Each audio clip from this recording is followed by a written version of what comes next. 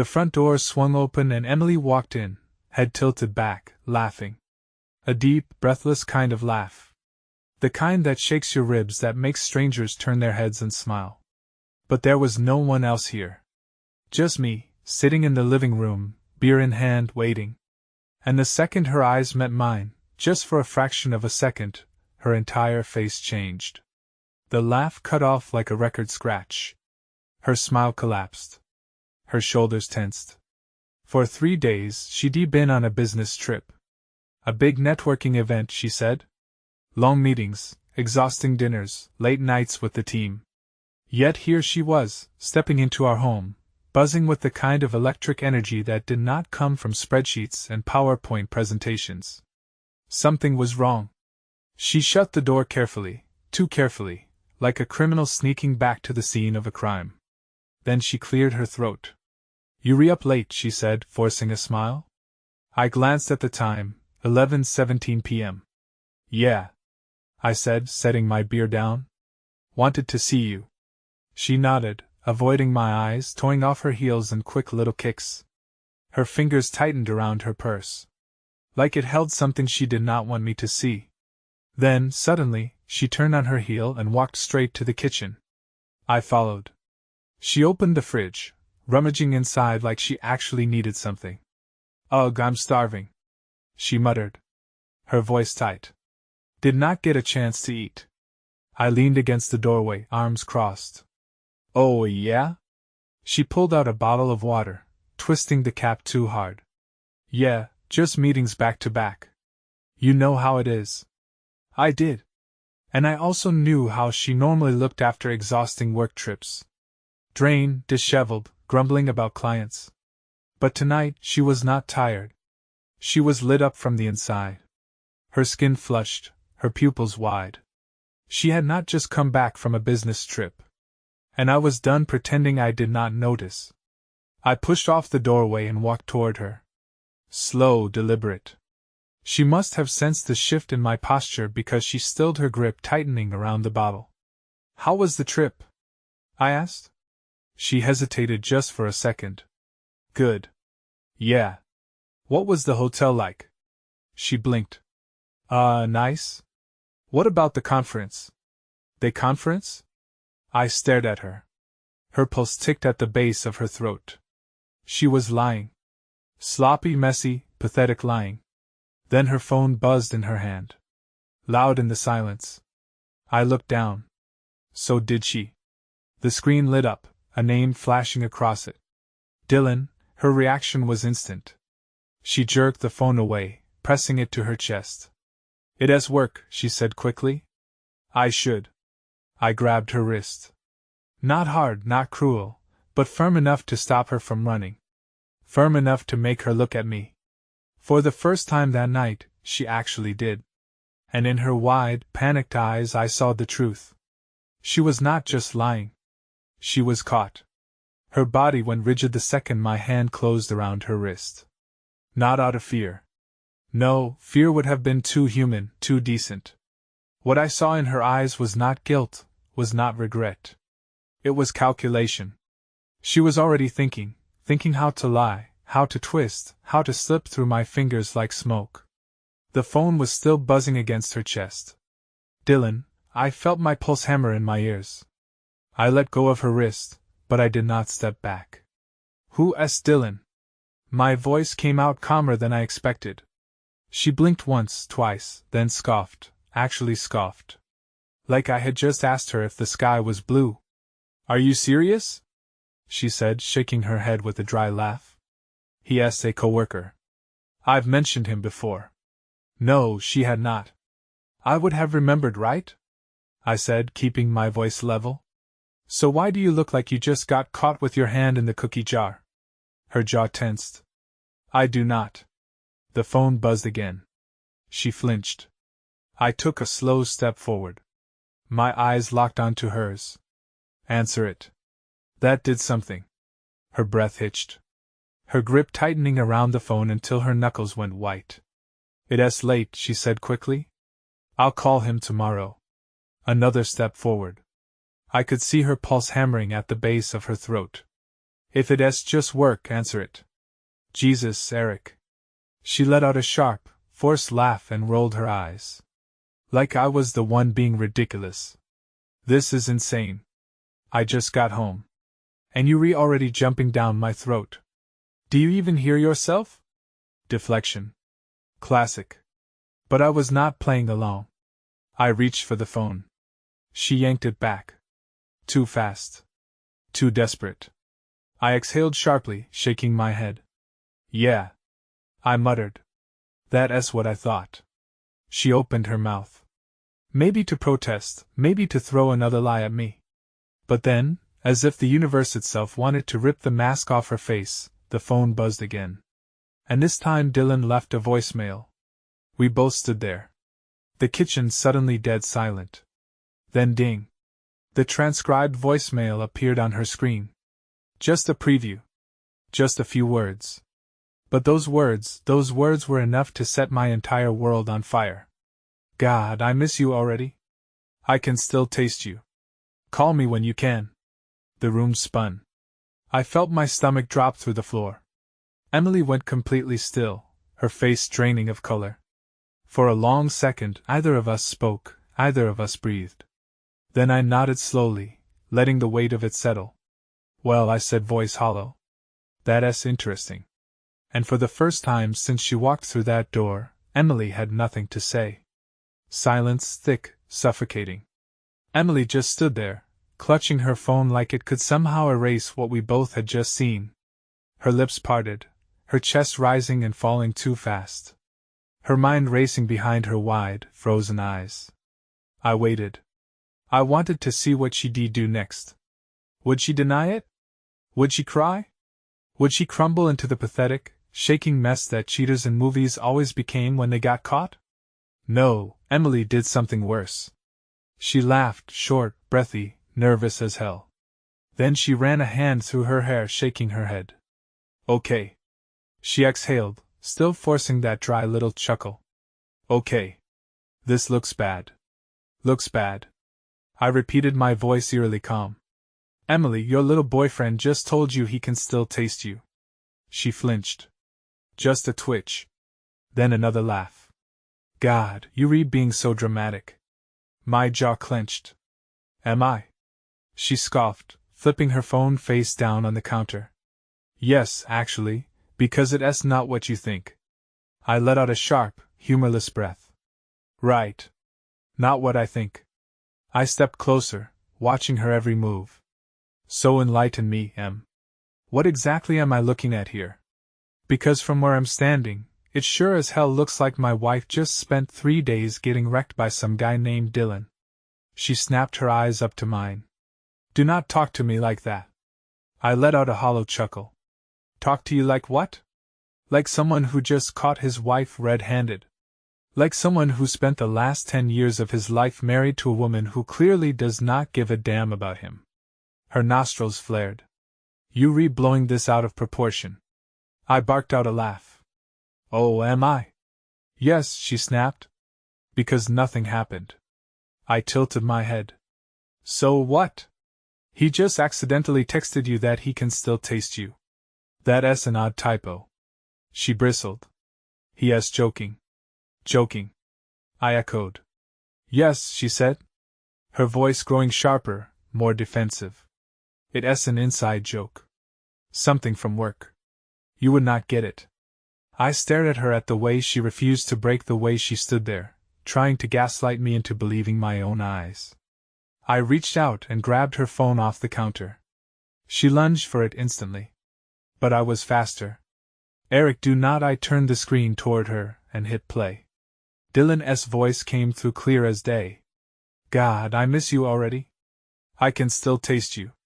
Call me when you can. Emily froze. I let the message sit between us. Let her marinate in it. Then slow and deliberate. I looked up at her and said, inside joke, huh? For the first time since she walked through that door. I saw it. The mask slipping. The panic crawling up her throat. She opened her mouth. Maybe to lie, maybe to run, maybe to say something so absurdly insulting to my intelligence that I'd finally snap. But before she could, the front door slammed open. Both of us jumped, and standing there in the doorway looking just as shocked as we were was Dylan. The air in the room shifted. The kitchen, once thick with tension, cracked open as the front door slammed against the wall. And there he was. Dylan, tall, smug, the human embodiment of a bad decision. He stood in the doorway. His stupid face caught in an expression halfway between shock and panic. He was not supposed to be here. And he knew it. Emily made a noise. Something between a gasp and a strangled choke. Dylan, his eyes darted between us, between her pale face and my absolutely unreadable one. His hand was still on the doorknob like he had not actually meant to open it all the way. Oh, but he had, because in his other hand, he was holding a damn bag, an overnight bag for her. Everything inside me went ice cold. I turned my head slowly toward Emily, whose face had gone through a horrifying range of emotions in the span of 5 seconds. Shock, dread, a flicker of something else, something calculating. I could practically hear her brain short-circuiting. And then she did what she always did when caught in a situation she did not like. She tried to control it. She shot forward, grabbing the strap of Dylan's bag and yanking inside like I was not standing right there. "Oh my God! I told you not to come here!" She hissed under her breath, her hands gripping his arm like she could physically rewind time. Dylan, the absolute idiot, looked at her, confused. "Wait, what?" That S when I started laughing. Slow, low, the kind of laugh that was not really a laugh at all. Emily snapped her head back toward me, panicked. "Eric," I took a step forward, looking directly at Dylan. He smelled like cologne, like sweat, like someone who had driven way too fast to get here. "Dylan," I said evenly, "you read the guy who can still taste my wife, right?" The color drained from his face so fast, I thought he might actually faint. Emily lost it. "Eric, stop it." Her voice turned sharp, furious, like I was embarrassing her. This is not what it looks like." "Okay." I dragged a hand down my face, exhaling through my nose. Then I turned to her, letting my voice go eerily calm. "Oh, I know exactly what this is," I said. "This is you sleeping with this guy behind my back for God knows how long. This is him thinking you were about to waltz out of here and spend the night in some disgusting little hotel room with him." And this, I pointed at Dylan, who still had not figured out how to close his mouth, is the dumbest person I've ever seen in my life. Dylan finally blinked. "Wait, she did not tell you shut up," Emily snapped, whipping toward him with murder in her eyes. But it was too late, because those words, they told me everything. I let out a long breath, shaking my head. "Wow," I muttered. "So this was not just a one-time thing, huh?" Emily turned back to me, panicking harder. "Now, I did not say that you did not have to." Dylan was visibly sweating now. His eyes flickered toward the door like maybe, just maybe, if he ran fast enough, he could escape this mess before it got worse. He was wrong, because I was not done yet, not even close. Dylan took a half-step back toward the door, his entire body screaming retreat. He looked like a raccoon that had just knocked over a trash can and realized the homeowner was standing right there with a shotgun. Emily, on the other hand, she was imploding. Her face was burning red. Her breath coming in short, furious bursts, not because she felt bad, not because she was ashamed, but because she was losing control. "Eric," she started, voice tight. "I need you to calm down." I let out a sharp, humorless laugh. "Oh, you need me to calm down?" I gestured between them. "Is that because your little boyfriend just walked in here with a go bag like you two were about to sneak off into the night?" Dylan flinched. Emily snapped her head toward him. "Why the hell would you bring that here?" she hissed. "I thought we were leaving," Dylan stammered, voice cracking under pressure. You said you talked to him?" Emily whipped back around to me. And that was it. That was the moment, because I saw it in her eyes. I was not supposed to know this way. She was not going to confess. She was not going to break down and beg for forgiveness. She was going to walk out, not just tonight, not just for some sleazy motel rendezvous for good. My entire body went still. So that was the plan, huh? My voice was eerily calm now, the kind of calm that comes right before the storm. You were going to walk in here, pretend everything was fine. Maybe kiss me on the cheek. Tell me you were tired. I let out a breath, shaking my head. Then what? Sneak out while I was sleeping? Leave me a damn note. Emily clenched her jaw. She did not answer because she did not have to. I exhaled sharply and turned toward Dylan, who visibly stiffened. Hey, buddy, I said, my tone almost friendly. Do you think she actually loves you? Dylan's mouth opened, then closed, then opened again. She does not, I said, cutting him off. Trust me, I know. She's just using you to get out. And once she does, you next. Emily lost it. Stop talking to him like that. Why? I turned to her, tilting my head. Because I'm right? Her nostrils flared. Because you sound pathetic. I let out a sharp laugh, shaking my head. Oh, that's good. That's real good. You cheat on me. You get caught. Your side piece literally walks into our house with a damn overnight bag. I turned back to Dylan. Seriously, what was the plan? Were you going to sneak me a goodbye card under the door? Dylan blinked aggressively. Emily snapped.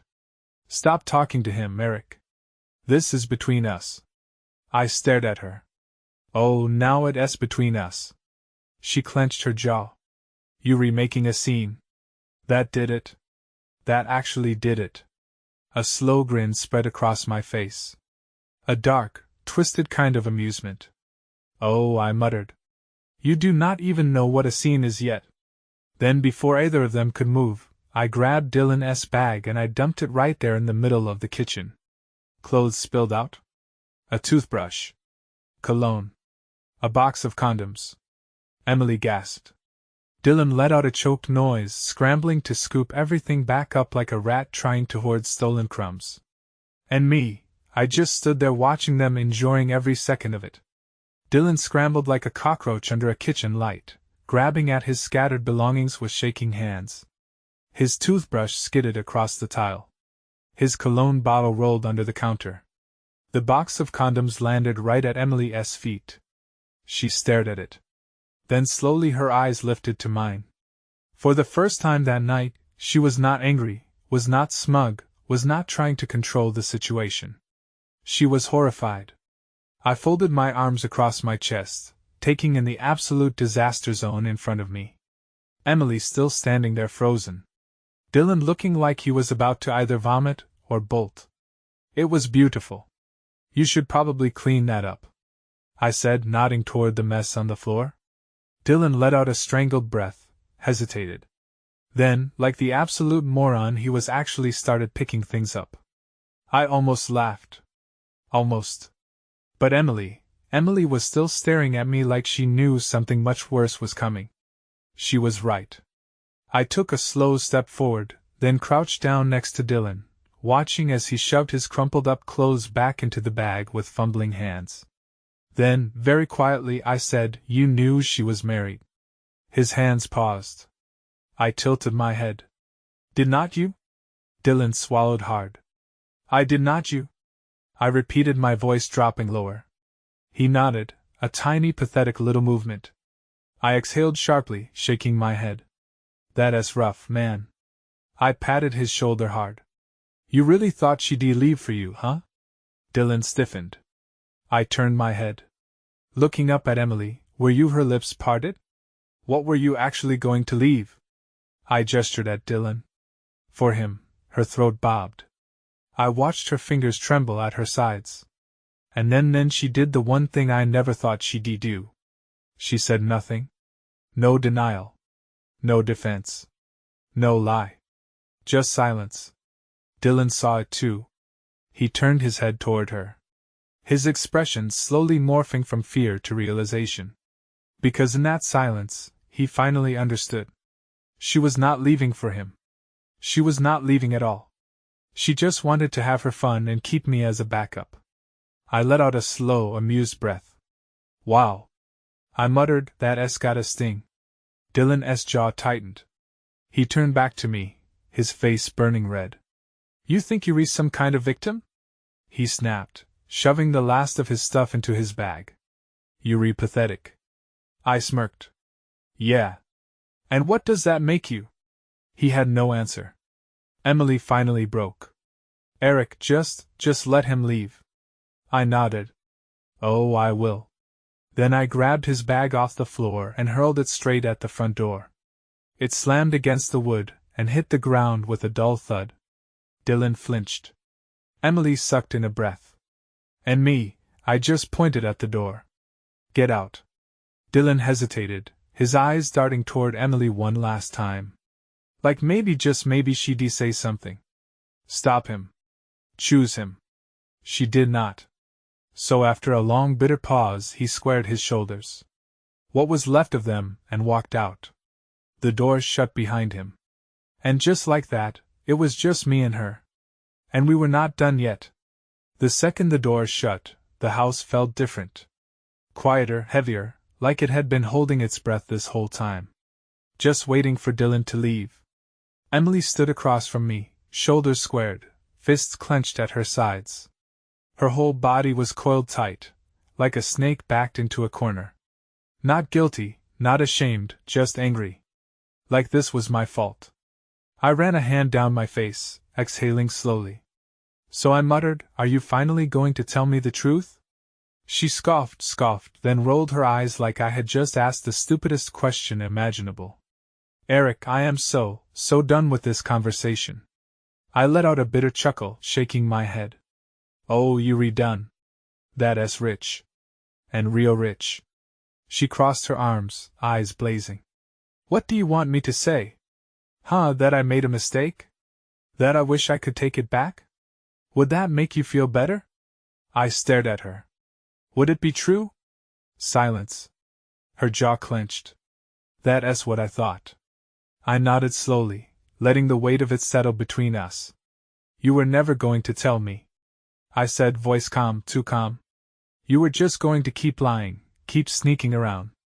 And the second I found out, I gestured toward the door. You had an exit plan, did not you? She did not answer, because she did not have to. I ran my tongue along the inside of my cheek, considering her. So what now? She blinked. What? I took a slow step forward. And for the first time all night, she stepped back. Just an inch. But I saw it. You said you were done with this conversation? I continued, my voice even. Fine.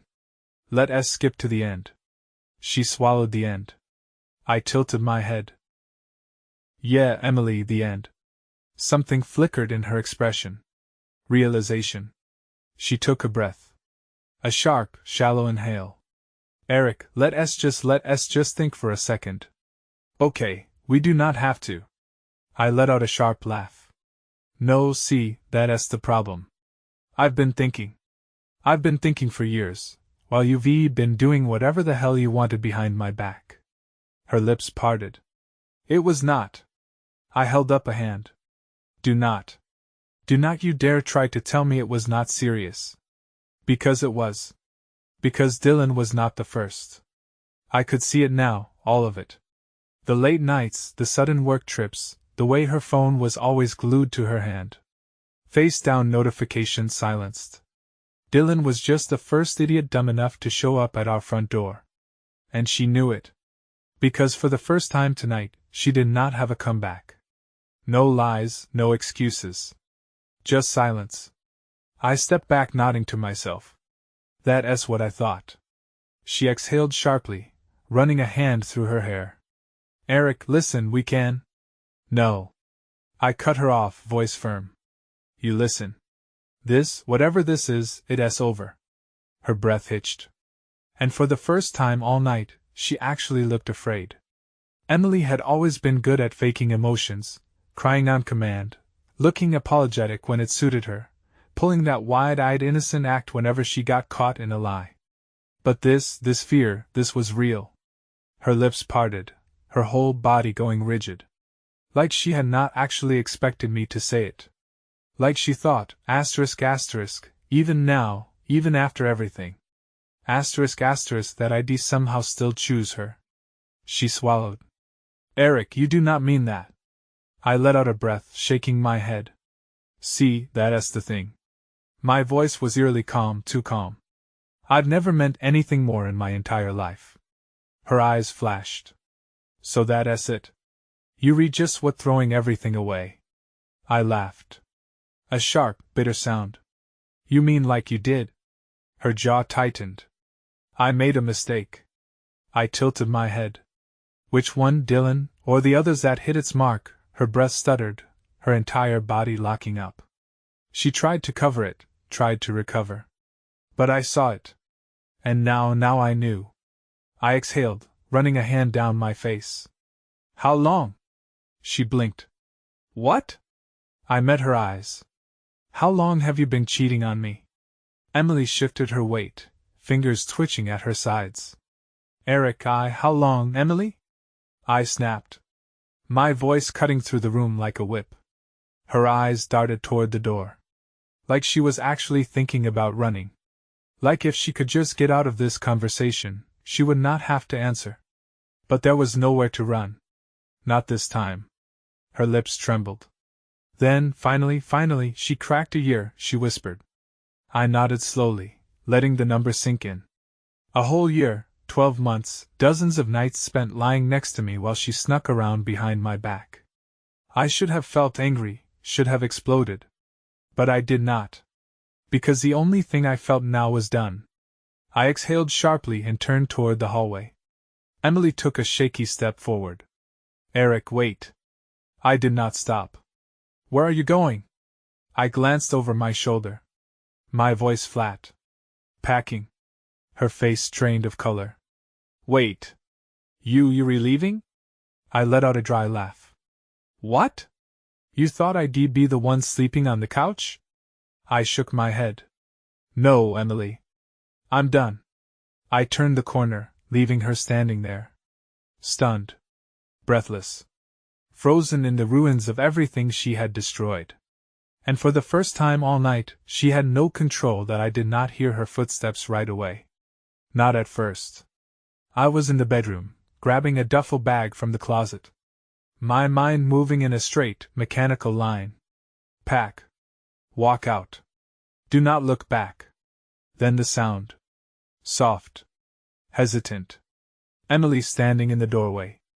I ignored her. Yanking open a drawer. Tossing in clothes without folding them. I did not care. I just wanted to get the hell out before she started talking. Before she did what she always did. Find the right words to make me hesitate. Eric. She breathed. I did not stop packing. She stepped closer. Can we just talk for a second? I let out a sharp breath through my nose. Talk. I muttered. Shaking my head. That's funny. I've been asking for that all night. I know. She said quickly, voice softening like I was some fragile animal she needed to soothe. And I handled it wrong. But can we just stop for a second? Please. I shoved a handful of shirts into my bag. For what? Emily exhaled shakily. Because I do not want to lose you. That did it. I let out a slow, bitter chuckle and finally turned to face her. You do not want to lose me. I repeated. My voice dripping with disbelief. You lost me the second you walked through that door. Laughing like you did not have another man's hands all over you 3 hours ago. She flinched. I shook my head. No, you do not get to play the I do not want to lose you card, Emily. Not after a year. A year. I let out a short, humorless breath. Do you even know what that number means? A whole year. That's Christmas. Birthdays. Anniversaries. That's me waking up next to you every single morning like a damn idiot while you were out screwing around behind my back. Her lower lip trembled. I waited for her to say something. Anything. An apology. An excuse. A pathetic last attempt to salvage this. Instead. She whispered. Where will you go? I stared at her. That's what she was worried about. Not what she had done. Not the pain she had caused.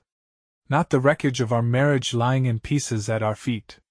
Just where I was going, like she still had some claim over me. I turned back to the dresser, grabbed my passport, my keys. I do not know, I muttered, but I know where I would not be. I slung the duffel bag over my shoulder and brushed past her without another word. Her hand shot out, grabbing my arm. Wait, I ripped free in the way she gasped. Asterisk, like she had the right to be shocked by that. Asterisk, almost made me laugh. I walked down the hall, my legs moving faster now.